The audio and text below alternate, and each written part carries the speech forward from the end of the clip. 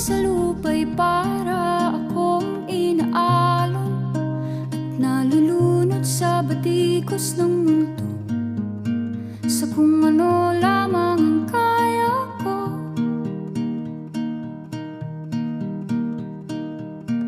Bigang-biga na sa mga problemang di masolusyonan agad, parang wala nang bukas.